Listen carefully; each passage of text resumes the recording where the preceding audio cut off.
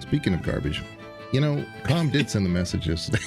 I've been streaming, of course, the Baldur's Gate 3, and I started looking at my supplies. I have 1,800 camp supplies.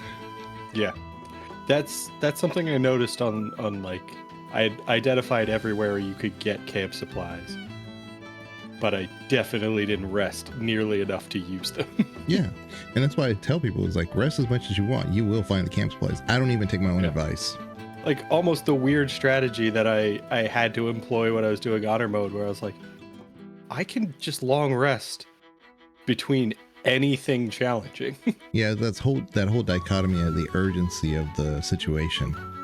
I gotta go take care of the hag, but my guardian is saying, it's okay, I can hold him off for now. Well, let me loot the cave then. I've been organizing my supplies, so anything alcoholic is now in its own separate place. Just because of that because your playthrough monk. Yeah. Subclass. See, that's different, because then that would mean that it's not a camp supply anymore. So that's interesting. Maybe that's why they put it in. It's because there were too many camp supplies to begin with. Now there's an alternative use for them.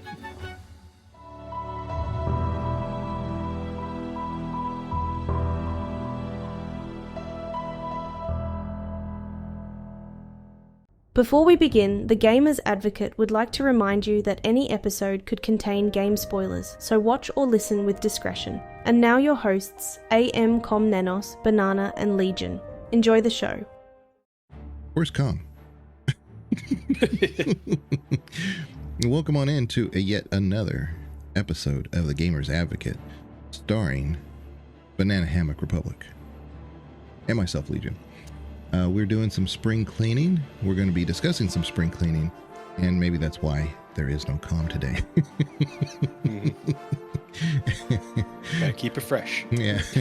Com has been engaged in other endeavors, and so we'll wait for his return, his glorious return, fanfare with the wrestling announcement and everything. I'm sure he'll have a symbol or a sign for us by that point, but we're going to be discussing a very important and serious topic, which is house renovation simulator, PowerWash simulator, things, all spring related stuff. I was even playing a game recently. I can't remember the name of it. I can look it up later, but it was a post-apocalyptic game, but you're turning everything green. You're like on the rooftop, and you take a lot of like recycle a lot of things, and you greenify everything. It was really kind of neat. So it kind of took it kind of took like a post-apocalyptic, but didn't make it like so dreary. Is it Wall-E? Did they make a video game out of Wall-E? No, but I didn't play very much because not very many games give me that whole vertigo feeling where I'm a little. Oh yeah. It did, and I don't know why. It had that effect, and it wasn't usually depth of field can do that, but it wasn't anything like that. Couldn't explain why. Very few games do that to me ever. That was one, and so I stopped. And it was interesting that since I haven't returned to it, but there was a patch that addressed that specific issue, so I wasn't the only one. Mm-hmm. Yeah, it is always nice when you have those little issues with a game where it's like, I was having this weird problem. I don't know what was going on, and then you see like the next patch notes, and it's like that one weird thing that only you experienced. Yeah, we fixed that. It's somewhat validating, but at the same time, it's like, man, there's no telling if I really would have liked the game, because now I don't want to go back to it, because part of me is like, I remember that kind of feeling. Yeah. I'll have to look it up here, but yeah, there's a lot of games I know Banana plays for renovation stuff, and there are a lot of fun. It kind of gives you that feeling where you're doing something without. Yeah, it gives you kind of the satisfaction of accomplishing something, but it removes a lot of the actual difficulty to accomplishing something. I Am Future. That's the name of the game. I Am. It's a cozy apocalypse survival game.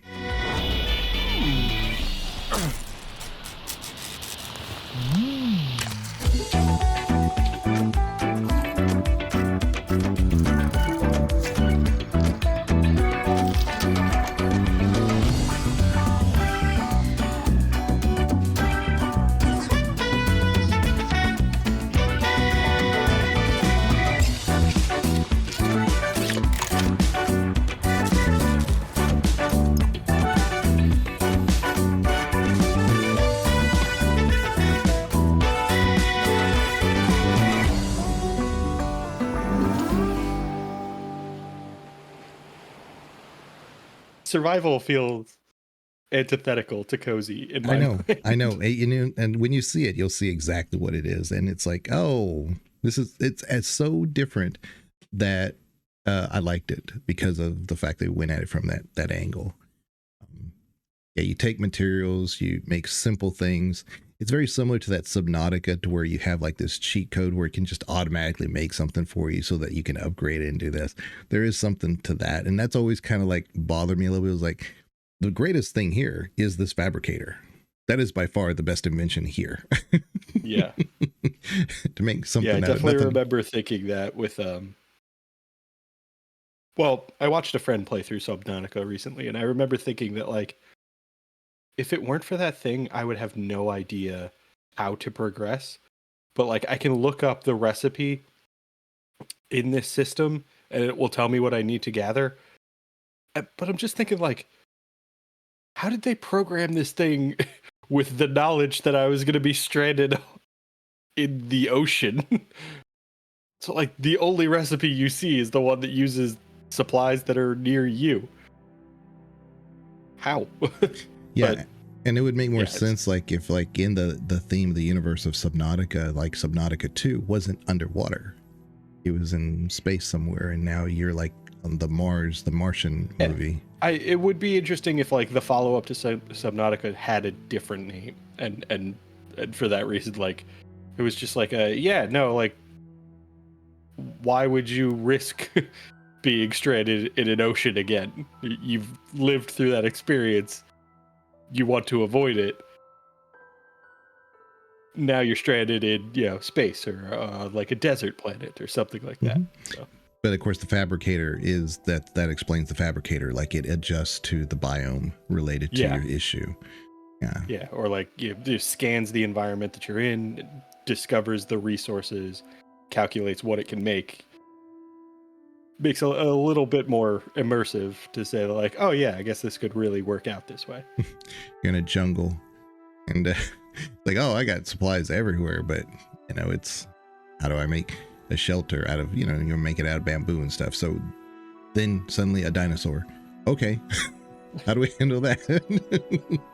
So that changes things. I have my shelter against this 80-ton monster. There's a ton of games, like I said, for the renovation stuff. I know you play a lot more than I do. There's some of them I've kind of dealt with.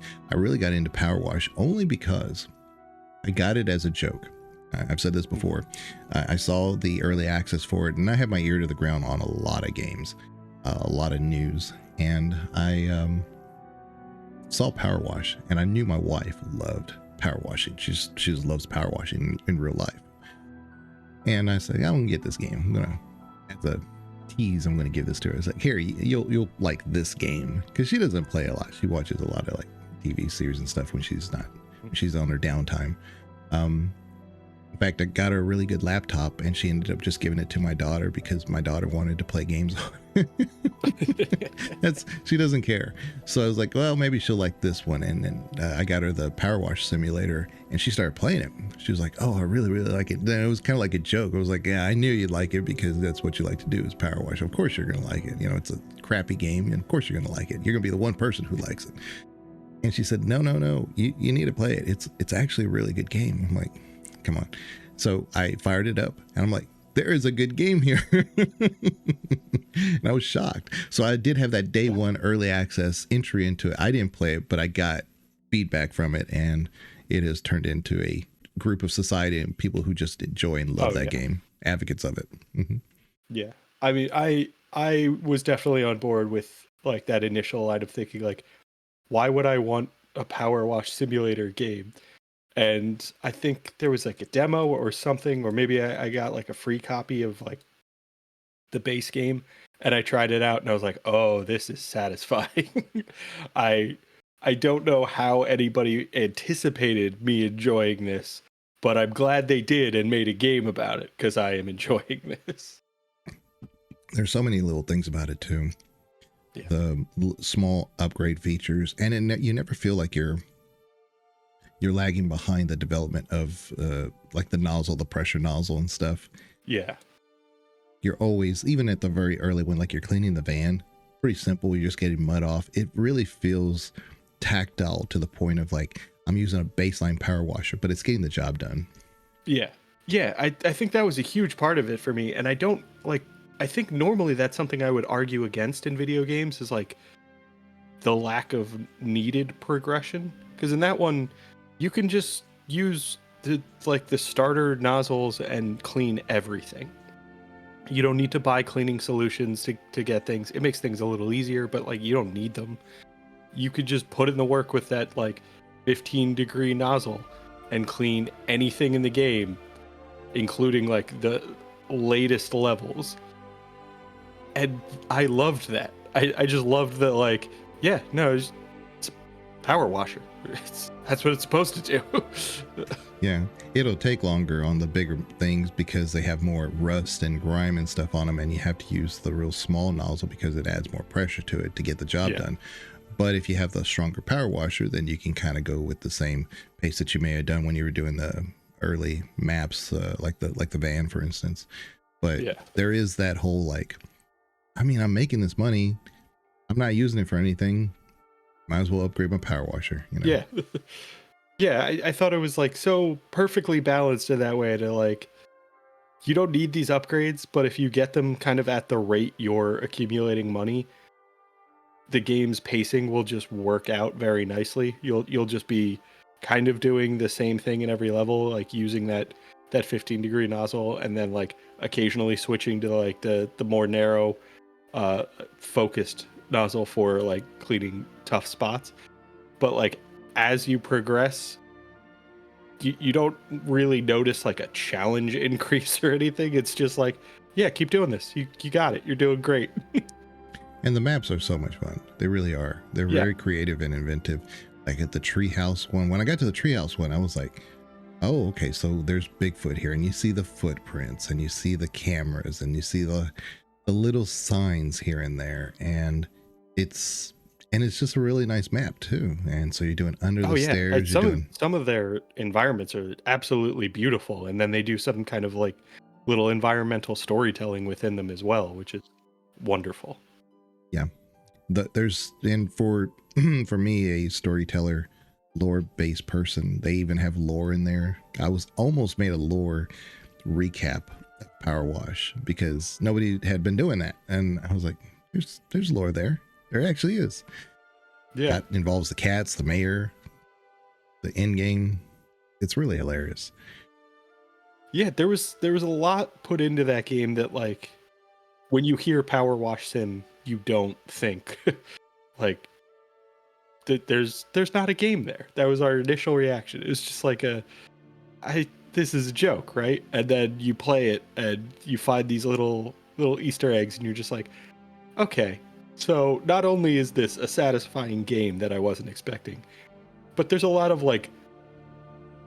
appreciation put into the little things that I really enjoy. Those little like hidden surprises along the way that make the game even that much more enjoyable.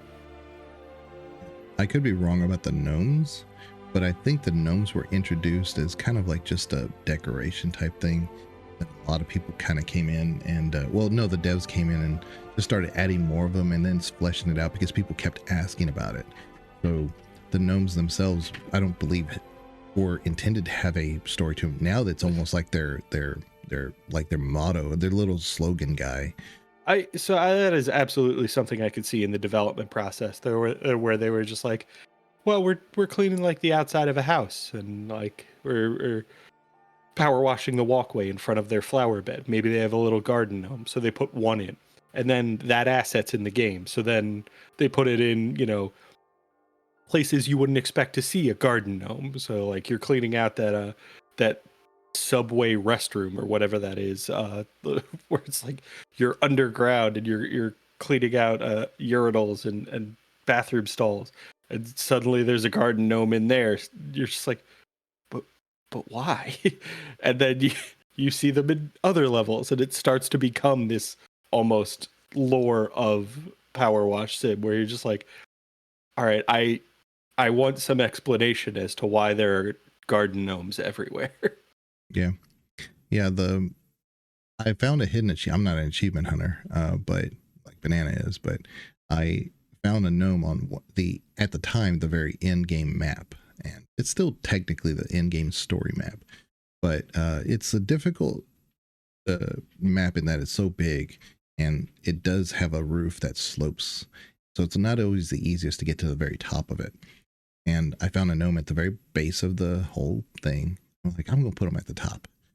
Like after I get done, but when you get done cleaning, the map's done. So I had to be kind of careful. I was like, I'm going to put him at the very top. Kind of like a little weather vane or something like that. I'm going to put him at the very top. And I got an achievement for it. Yeah, that's we've talked about that before. The idea that like achievement design is very much a thing, and trying to anticipate what your players will do just without guidance, the things that they will find a way to like enjoy on their own, and then kind of rewarding them with that little pop-up that says like, hey, you did a thing that we thought would be pretty cool. That's wonderful. I love that was in the game.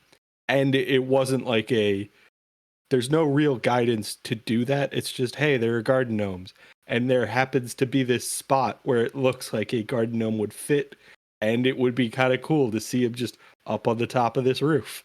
And also that, I mean, the devs in good faith have done a lot of good things. They've raised a lot of money for, what was it for? It was for like autism. I think autism. They do a lot of autism stuff. And they donate like a big portion of their profits from time to time. And they've also done a ton of free DLCs. I think they have about 8, maybe 9 free DLCs. The paid DLCs, I think there's about 7 or 8 of them, but they definitely have like 1 or 2 more that are free. So didn't have to.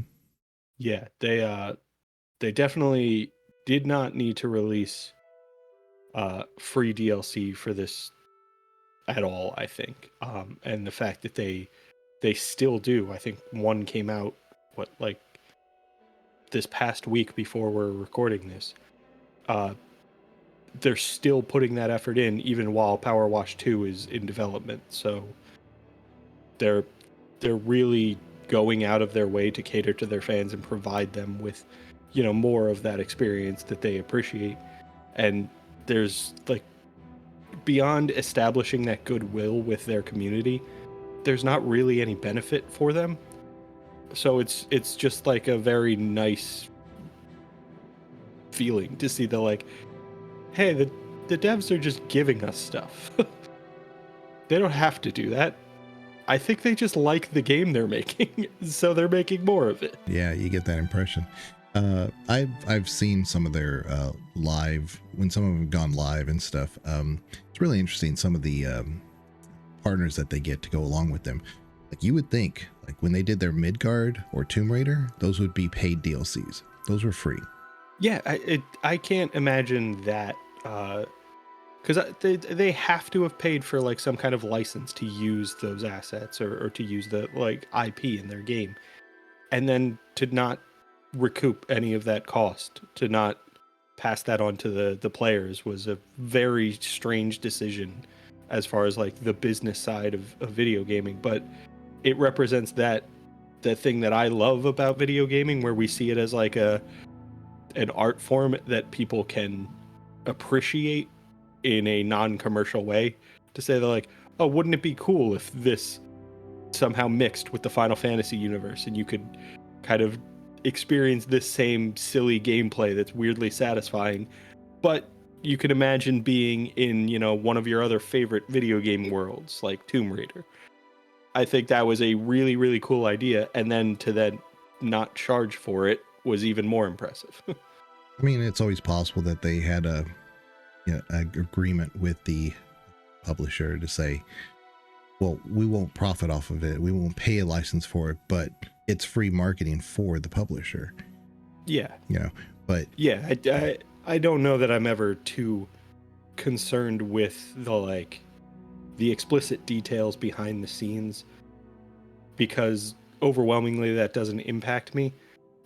It's when that stuff gets passed on to the player that I start to investigate. When it seems like, oh, we got this license, which means we have to charge for this DLC.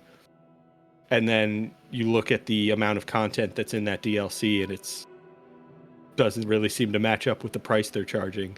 That's when I'll start looking into it and be like, all right, why are we doing, like, we're doing advertising for this other IP. You paid to use their assets in the game, and then you put minimal effort into it and charged us for it.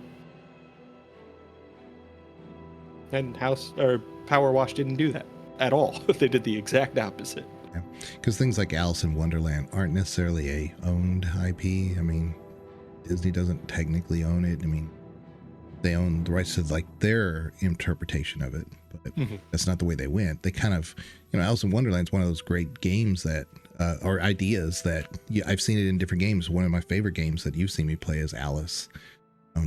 Love that game.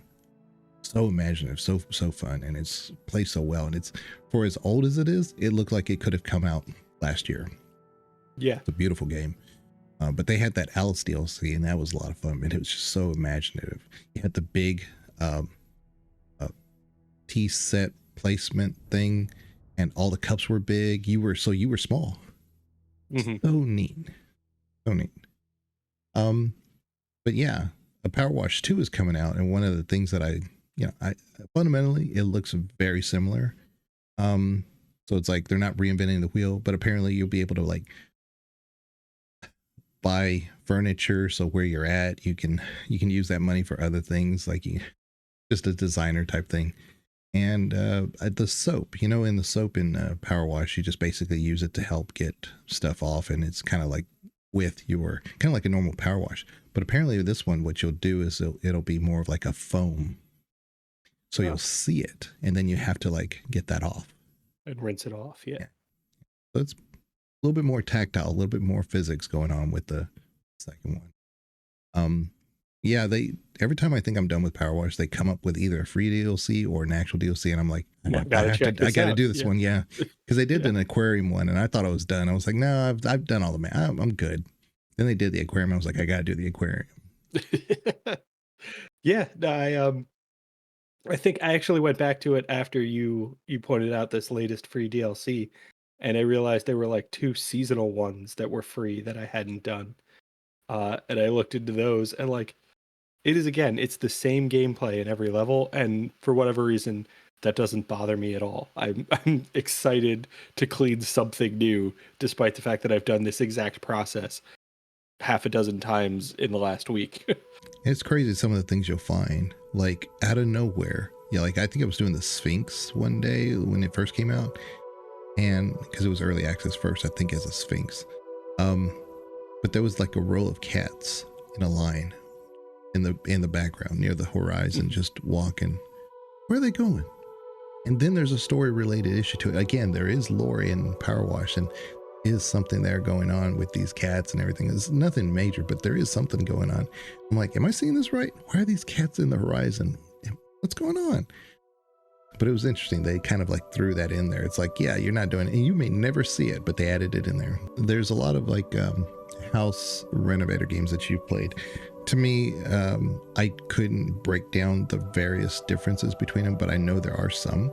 Like I know you like the house renovator, and I showed you one. It was a demo for a game that's coming out, I believe, this next week. Ghost Haunted House Renovator Simulator. I've had that on my wish list for like a year and a half. So it was interesting to see that coming out. So I enjoyed a lot of that.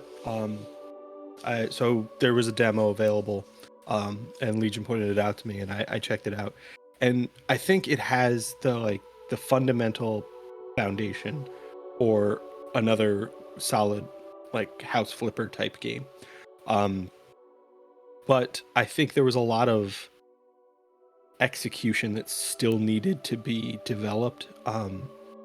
And I think after I kind of discussed that with Legion, he looked into it, and the devs had made an announcement that it was like, we're falling a little behind schedule in terms of what we're putting into the game. So we understand that like this demo doesn't quite have the quality our player base is looking for, and we are still working on that. We're not going to abandon the game. We're not going to release it in this state and then just hope you're okay with it. We're continuing to work on that stuff, which I appreciated. But it definitely does have a lot of the same things I appreciate about House Flipper, where, you know, there's a very clear definition of all the work that you need to do in order to kind of like get to a base level. And then, you know, with House Flipper, there were things you could do to get above that to, you know, target a specific buyer and then sell the house, or maybe you just want to decorate for yourself and move into that property. But this haunted house simulator or house renovator was it has those same initial requirements where it's, you know, make sure all of the floors are clean, make sure all of the furniture has been repaired, exercise whatever ghosts are in there. There's some, you know, spooky alternatives to the House Flipper vibe, but it had that same kind of core feeling where it's just like, I know what I need to do. I have the tools at my disposal. I need to just put in the effort and get through this list of things, and then I have, you know, a completed project that I can customize if I want. And I think that will go a long way. So I'm sure that this will have, you know, an audience the way that House Flipper did, and knowing that the devs are continuing to make that effort to improve the gameplay and the controls and the features available to that audience, I think that's also going to help. So I fully expect this one to get at least some level close to House Flipper as far as the audience appreciation. Most of the time the devs will say, hey, look, if there's a bug or something, we're always going to be trying to optimize the game, this and that. But it's really unusual to put that on a roadmap to say, by the second update we do, it's going to increase the graphical fidelity. And I was like, that's not normal for a actual either early access or an actual day one release to put that on your roadmap. But they did. So I'm pretty sure, I get the indication that they needed a little bit more time. They're releasing it earlier than they want to, but at least they're acknowledging that. So yeah, and I think that goes a long way as for their audience, as somebody who is in like the player base for this game and played that demo and was thinking like, this doesn't feel quite as polished as I would hope. There's definitely some issues, some control things I didn't really like about it. And then to see the devs say, yeah, we know, we're not happy with it either. We agree. It's something we're working on, and we fully intend to hold ourselves accountable to provide those updates that you're looking for. That's definitely kind of refreshing to see from a developer, to kind of commit to that, to say like, yeah, we understand that you're not completely satisfied with the way our game is, and we're not just going to abandon you just because you're not enjoying it. This isn't like this is the game, enjoy it or don't.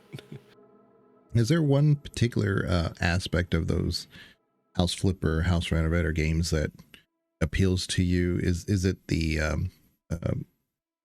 feeling like you accomplish from one thing to another so you can go to the next thing, or is it more or less just the activities, the sense of accomplishment?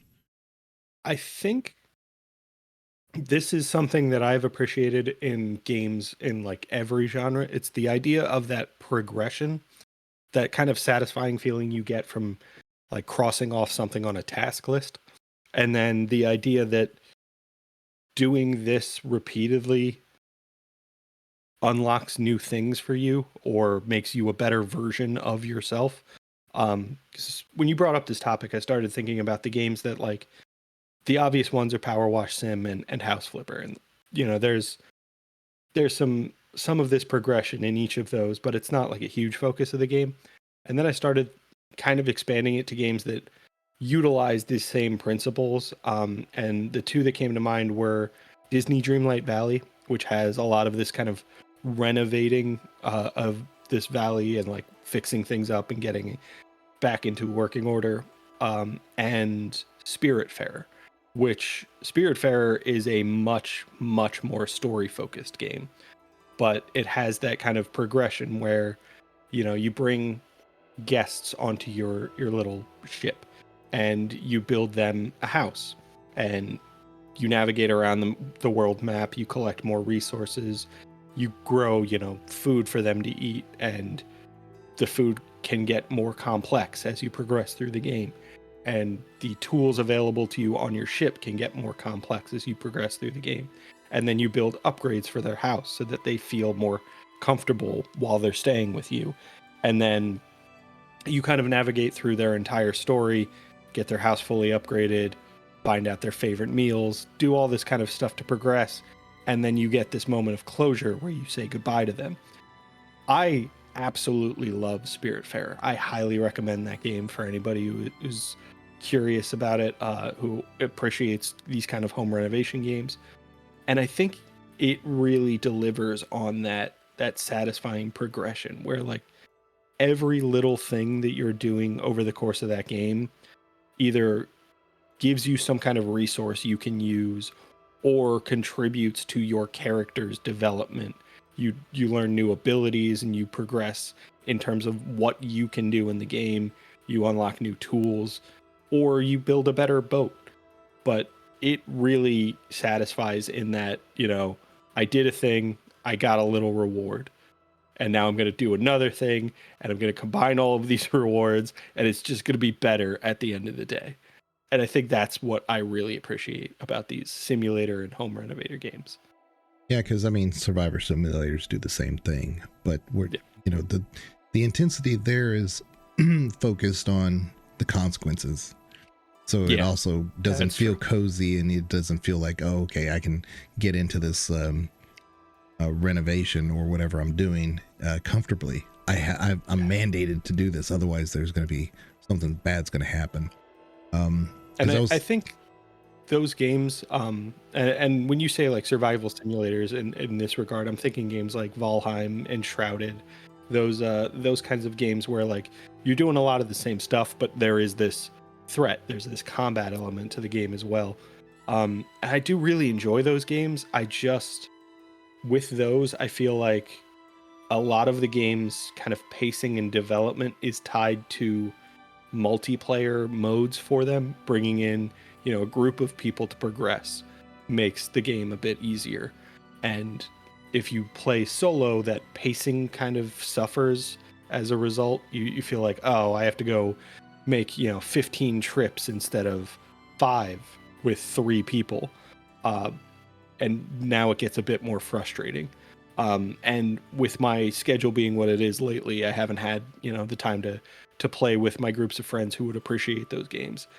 So they kind of fall in my estimation because of that, but they definitely do deliver on the same elements of gameplay, the progression, that character development. Like in Valheim, you just get better at doing things by doing things.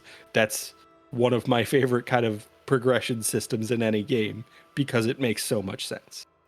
Yeah, I guess closer to like the house flipper, house renovator, it would be games like the ones I've advocated for in the past, all the tavern games, because you have a tavern and you got to clean it up, and some of them like El and Tell Tavern, you've got to just clean up the bare bones. You got to open it up. You got to use a crowbar to open it. You got to sweep up. You got to move the cobwebs out before you even can order things to open. So there's a lot of that in that, and fortunately it's not constant, because if you were having to do that constantly while you're doing the actual running of the tavern, it could get a little bit old. But Traveler's Rest, which I talk about a lot, you do a lot of sweeping, you do a lot of that kind of maintenance stuff, but it's a Stardew Valley type game. Yeah. And so you have a magic broom. You can actually buy multiple magic brooms. So if you have a lot of floor spills and stuff, they just go around doing it on their own. And every time they put out a new release, it's like, man, they did a lot with this game. There's a lot to Traveler's Rest. Get that one because it's really cheap. And I think it's maybe $12 or something. I don't know. When I got it, it was like $8.99 or something. It's very Stardew-like. You can fish. There's they're going to add there's weather elements and night and day, of course, cycles, like I said, just like Stardew. But I really appreciate the seasonal, because they have there's different things that grow during that season. And your patrons want certain special request items that aren't as plentiful during those seasons. So if, let's say, a lemon pie or something, and it's the winter, may not have necessarily, but so that's why you have your stock and reserves, and so you make those, you make more money off of that. And I don't know, you don't have to do all that. You can just send them the porridge if you want to, bare bones based porridge if you want to, and they'll buy it and they'll eat it. You won't get as much from it, of course, but it's a game within the game. But it's that whole renovation thing where you're trying to progress to a point, and it never seems to end in that game, even though it's still early access. There's so much left, and they haven't even added all the RPG elements to it, because there's going to be a lot of that they add. But there's House Flipper 2, which I'm not a fan of. So what is it doing different that you don't like? And yeah, I think that was a tough one to put my finger on, because it is essentially the same thing. I think there's in House Flipper there's that very straightforward progression, and you have that same kind of task list set up in House Flipper 2, and they're the same kind of like, use this tool to do this thing. But for whatever reason, I think it's the implementation of how you accomplish those things gets a little bit more complex, and I think they leaned a little more towards the realism in House Flipper 2, where, you know, in House Flipper 1, you can get an upgrade where your mop affects a wider area. So you're cleaning far more efficiently, and it moves away from that realism, because, you know, in real life, you're not going to clean part of the floor where your mop didn't actually touch it. But in House Flipper, you can. And I loved that. It was very much that you're developing house cleaning superpowers. that was the appeal of House Flipper for me. And in House Flipper 2, you do get that progression. You get better at the things that you're doing. And it was still a fun game, but I feel like it almost went backwards in terms of like my appreciation. Because I feel like if they had released House Flipper 2, I'd have been like, oh, this is fun. I really like this. And then they followed that up with the mechanics from House Flipper 1 and be like, oh, this is so much better. It's way more satisfying. Everything is simplified and streamlined. And they're getting to what I appreciated from the first game, which is just accomplishing things and like rapidly approaching that goal. Because I can slowly approach that goal in real life. It's too slow. It's not satisfying. And House Flipper 2 was like the middle ground between those. And House Flipper 1 was it's super fast. I'm awesome at this. This is great. Because there's a lot of games that I think that on the simulator side, staying with the theme with like spring cleaning and stuff, I think they lose track of what they were intended to do. Like, I could bring up a numerous, I think, I forget the exact name of it. It was like Barbecue Simulator. So you could, you're basically just doing a barbecue. There's a lot of offbeat, weird things you can do in that game, but it's almost like Goat Simulator in that it's not about being a goat or being a simulating. I don't feel like it was ever really supposed to be a barbecue simulator. It was supposed to be silly premise for a game where you can pee on your friends. Yeah. You know? Yeah, it's just goofy. And so for me, like when I think of like Lawnmower Simulator, because I've seen that, it almost like threaded the line in between those, and that didn't work either, because you're not really progressing. I mean, you can get better lawnmower, this and that, but there's nothing else to it. That's it. Whereas PowerWash or something like that would get this, okay, let's make this kind of goofy, but let's stay on brand. They tried to stay on brand, but didn't do anything else to make it interesting. Barbecue Simulator was like the exact opposite. It wasn't about barbecuing at all. So it was like, you know. Yeah, and if you're trying to play Barbecue Simulator to like win, it's really difficult. Like, it's not you're not the mechanics of the game aren't simple enough that you could just like cruise through it. It's very much more like that's just in the game so that you can appreciate the silliness. Like, the whole reason you're here is to do this stuff that you're not supposed to do. Whereas in like House Flipper, you're supposed to do this stuff, but it's not the only thing to appreciate. It's, you know, sometimes you'll break down a wall and find like a little treasure trove on the other side. Like the previous owners were hoarding valuables and now you can sell them all. That's a weird little thing that didn't need to be in the game. It has nothing to do with, really house renovation, but it makes the game more fun. Barbecue just switched those priorities and said, like, let's lean more towards the silliness and less towards the progression. You have to be careful with some of those simulators because they present one thing and it's like, that's not what I expected at all, and good or bad.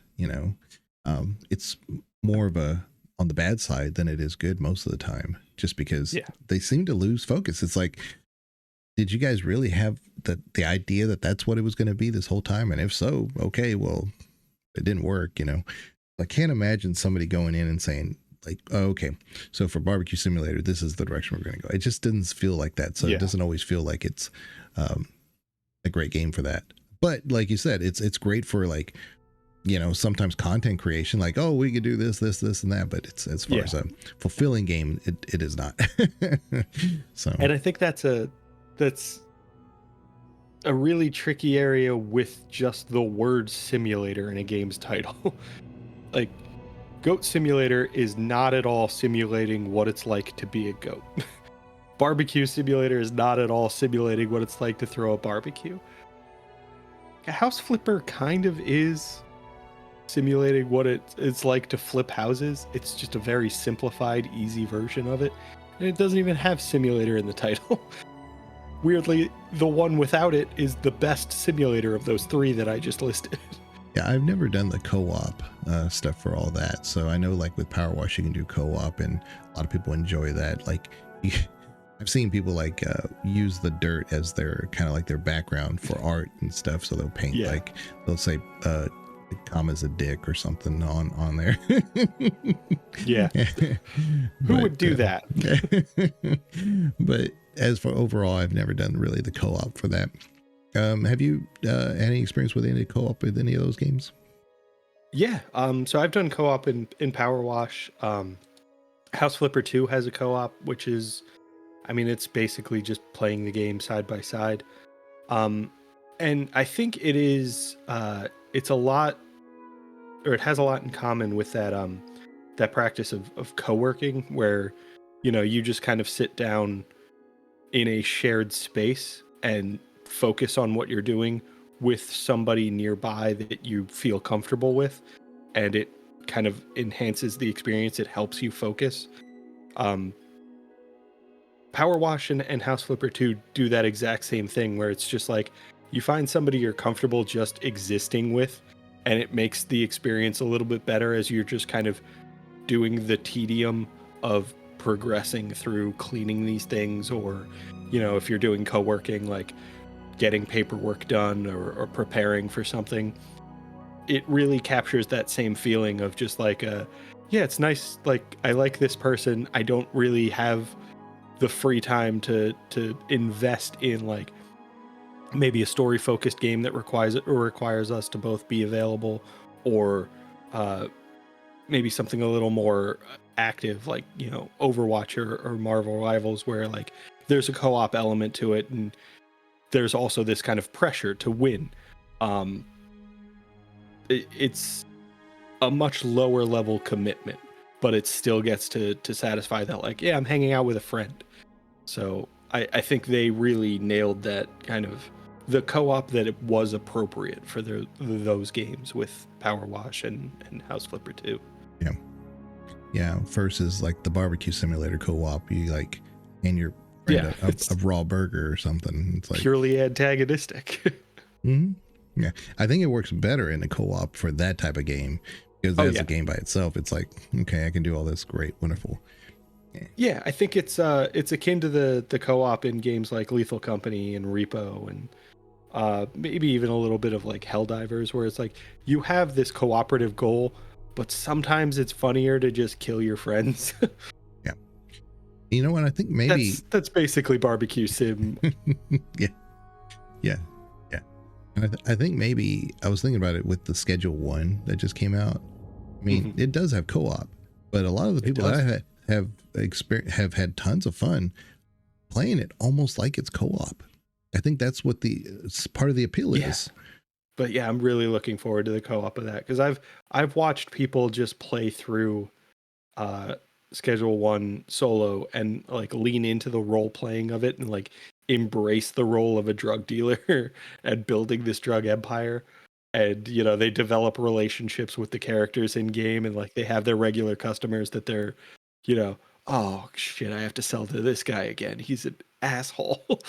And now I feel like adding in that co-op element of like having the muscle with you when you go to a deal with somebody who's a bit of a prick just makes that whole game more enjoyable. Yeah, it almost plays somewhat like an MMO, but it's definitely not. Yeah. Yeah, I don't know. They did something really. Now, it's not my kind of game. I'll never play that game, but that's fine. But again, I recognize greatness when I see it, and I'll never put down a game just because I don't. It's not my thing. But I definitely see all the elements there. I'm like, they got it right. They got it right.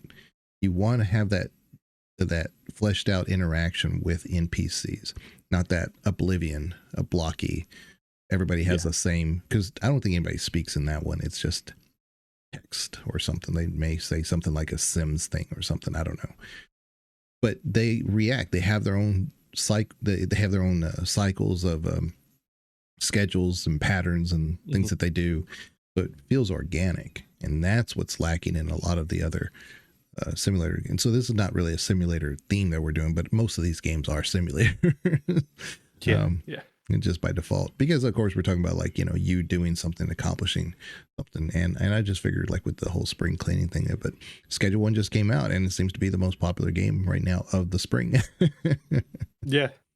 I mean, I think that one also ties in because I am curious if they will ever implement like multiple saves within Schedule 1. There might be already, but I don't have the game. I am so curious to see somebody just do a like fully legitimate playthrough where they just go around cleaning up trash, because there's a system in the game where, you know, you pick up litter and you throw it in a trash can, you get paid for however much litter you deposit it. I just want to see somebody like really lean into that system, and that's the only thing they do. They don't sell drugs, they just clean up the town. Yeah, it'd be neat if they have any updates where like you can like bribe certain officials. I think there is. I wouldn't be surprised to find that's implemented in the game. Yeah, it's that kind of game. I do feel like this Schedule 1 fits the spirit of what people do in the Grand Theft Auto roleplay servers. And I wouldn't be surprised if the devs are kind of leaning into that to say that, like, yeah, maybe we'll implement new stuff that kind of facilitates that a bit more. And maybe there will be a way to play like as the police, or maybe just a dirty cop in that game, because I feel like they kind of want to lean into that a bit. But yeah, I feel like that game has a lot of potential. It's already seems to be very much appreciated, but I definitely see a lot of different ways they could go with that development. And it came out about the same time, but Enzio, who was that Korean Sims type game, good and bad reviews. It seems a very polarizing type game, but it's also one where you can create your own house, do a certain thing.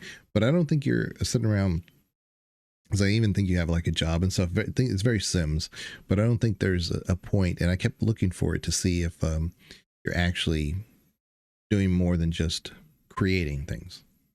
Like, are you ever like cleaning things? Are you like renovating things? I don't think so. So I haven't seen much of that game. I saw maybe about 2 hours of gameplay, which consisted of about an hour and 45 minutes of the character creator. Yeah, everybody's into that. That's the main thing. But yeah, that game is graphically stunning, and I think that is a huge part of its appeal. Is they've done a lot in terms of the character designs and the models in there to give you a lot of freedom to build the character you really want to see, and just have this kind of beautiful model in place, or a hideous model if you are the type of person who wants to implement that in your character. But I don't know much about the gameplay. I just know graphically it's incredible, and the character creation is very detailed with a lot of customization options. And then after that point, I was just like, all right, this person exists. What else is on Twitch at this point? Yeah. And so it was one of those that, like, if it had some of those Schedule 1 elements, or even just like even the PowerWash or the House Flipper, where you're doing something to maintain that thing. But to me, it just seems like you're just making things, or, going through the progressions of like your work and stuff. And that's it. So that's where I think it needs a little bit more fleshing out. If they're looking to say, this game should be more popular, again, they can't just lean on their graphics, and they can't just lean on just making things, from nothing. You have to like have a feeling like you've maintaining it to a point in order to feel like it's organic, like it feels real to you. So yeah, I'm not sure. Like I said, I haven't seen much of the actual gameplay, so I don't want to weigh in on that and give a really uneducated opinion on it. I do know there's an element of controversy surrounding that game because the developers have admitted to the use of AI in the development of their assets, and that's its own very complex, nuanced discussion. And we've briefly touched on it in past conversations, in the use of AI and how it can be used ethically and how it overwhelmingly isn't being used ethically. But I think it was one of those things where, like, if you look at the graphical presentation in Zoe, and the developers would say that, like, oh yeah, we used AI to kind of remove a lot of the tedium and to provide kind of the model analysis and identify the points where improvements needed to be made to make it more realistic. I think a lot of people would be on board with that, to say, like, we used AI in this very narrow field and look at the results, and we're not using it to replace artists. We're using it to improve our development. It is a tool. And I think it's just something I wanted to point out, in that, like, I think if people saw AI as a way for current employees to do their jobs better, there would be far less controversy surrounding it. But overwhelmingly, we're seeing decisions made in executive level in these dev studios and other companies to say, how can we use AI to replace people? And that's where we get into problem. yeah, because you'd be surprised. There's a lot of games that don't necessarily announce it because the public doesn't see it as a AI issue, but generated maps, a lot of them are AI generated. They won't tell you that. It's just a lot of them are. That's why I'm a big pusher for No Rest for the Wicked. All that is hand done, every bit of it.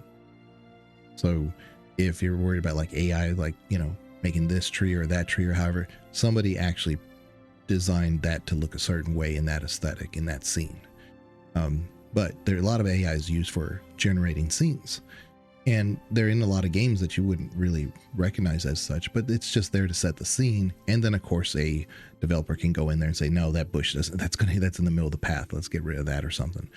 But it is used a lot more than you might think. It's just that a lot of people are like anti-AI because they just see the art side of it. It's like, it's actually used for a lot of other things outside of just art. So I think it's and I think this is something I've tried to bring up before, not in the context of AI, but like the idea of using these kind of blanket terms. So we say AI, and it covers a wide variety of things. So when you have, anything that's procedurally generated, it is a fundamentally similar process to AI. To say that, like, we're feeding a set of data into this algorithm and allowing it to kind of generate something based on the parameters we've set. So anything that's like roguelite has that very low level AI kind of implementation in it. And I can't see anybody objecting to that. I can't see people being like, yeah, it's a randomizer. That's not a problem. That's pretty straightforward. It's when you get into this, we're feeding it artists' work, we're feeding it, algorithms that our software developers have put together, and we're asking it to recreate those or to use those to generate the same work that we would ask those artists or we would ask those software developers to generate. And the issue really is that both of those options are essentially kind of opposite ends of the spectrum, but they're all covered by the term AI. So when you hear AI, you immediately latch on to the problematic implementation of replacing people and denying artists what they are good at, denying them the ability to pursue their passion, denying software developers the ability to implement things the way that they would by attempting to kind of replicate their work through AI. And I totally understand that response to say, like, I oppose that. So when people say, this software, this new game release uses AI development, I totally get that reticence to get on board, to be like, I don't want AI in my video game. And that's kind of like the point that I really want to drive home, is that, like, that is a valid criticism, but there is a way to use AI ethically. We're just not seeing that in abundance. And that's why I don't want people to kind of snap to one of the extremes, to say, like, no AI or AI is okay. Because particularly with this conversation, and there are a few of these types of conversations in video games, neither extreme is correct. You need to find a balance. You need to draw lines where you can, to say that, like, this is the threshold where it's acceptable, and beyond that, we need to put a stop to things. But we've talked about this before. Video gamers don't really have precision responses to. We can't effectively communicate like no, this is where we draw the line, because our options are basically boycott or play the game. And I apologize for bringing this up, because, like, I feel like this is getting us way off topic, but it is one of those frustrations as a member of the gaming community, to say that, like, I have a very specific response to specific practices in this industry. I want that response to be considered, but I don't have the tools to communicate that. I can either boycott your game for one terrible practice, or I can play your game and appreciate everything except that terrible practice, which almost implicitly implies that I'm okay with it. And I'm not. Of course, your background, Banana's one of the smartest people I know. But your background, meet new people. But your background, I'm pretty sure is going to be dealing with AI programming, so where there's going to be a lot of integration into it, like it or not. It's just fact. It just streamlines some things, but you do have full control over what you're going to be working with as far as the design goes. That's really the difference. And so it's there to kind of assist these real technological marvels, basically, but it's not there to replace. And I think that's where sometimes people get that misunderstanding, because it's like, oh, okay, let's just slap an AI even in the gaming scope, and that's going to be our asset going forward. I don't think that happens there either. It just gets this moniker for being a substitute, but it's really not how it's mostly used most of the time. Well, I think it is overwhelmingly, you will see that, like, in industries that are really digging into what AI can do, they see it as a tool for improving the processes they already have in place. But when you get into particularly things that focus on this kind of retail aspect, the, like, highly commercial things like video games, movies and television, you'll see a lot of high-level executives in positions of authority in that industry say, we want to start using AI generated art, or we want to start using, AI tools. And save money by doing them. And that's their goal. Their goal is to eliminate artists. Their goal is to pay fewer royalties to people who own intellectual property or have a copyright on the art or whatever they are using in their commercial product. Say they're like, I want to retain as much of our profit within the company as we can, and a way to do that is to use AI to make sure that we're not writing up contracts with artists, writing up contracts with developers who own specific algorithms that we want to implement. And that's where you get into that kind of unethical use of AI. But I think there is a significant portion that's not really spoken about of people who are using it ethically to say, like, I want AI to be a tool for my employees to do their jobs more efficiently. And I want those employees in place to feel in control of the AI. I don't want them to feel like the AI is learning their job so it can replace them. Yeah, my son just got his master's for architecture, and it's amazing how much they're actually integrating a lot of the stuff they're doing with AI programs. It's not anything that's replacing anything by any means. Somebody still has to interpret the data. But there's even in coming full circle to this gaming and spring and stuff like that, there was a game that I had on my wish list. It's called Architect Life. And I thought there's an Architect one that's already out there. It's not very good. But Architect Life is kind of that Enzio meets like House Flipper. You're designing things. You have an office. You have this. You start upgrading. You start getting clients. You start making, maybe they'll like it, and start designing things of your own. But you can use certain like natural blueprints, but you start to be able to kind of like create certain things. And I do see the potential there for them to say, let's generate something based on your ideas, but then you go in and basically tweak it however you want to. Very similar to how the industry is kind of using AI already. So, would be surprised if you see it in that game. But yeah, it's one of those that looks beautiful. Well, I was like, a lot of these games, they just kind of come out, they're called whatever. But this one actually has like a quality of life type elements to it that looks really interesting. Like there's whole like I think you can like have your own office, and then you can like have like because you can design your own office too, I think. So there's this whole integration of things like, oh, plop, here's your, you may just start off with whatever, but then you can create your own house, you can create things for clients, and it looks really detailed as far as how I'm going to be curious how far that goes, because it may be one of those that doesn't get a lot of fanfare, but the people who love it, and then it becomes this growing thing, maybe just like PowerWash was. Who knows?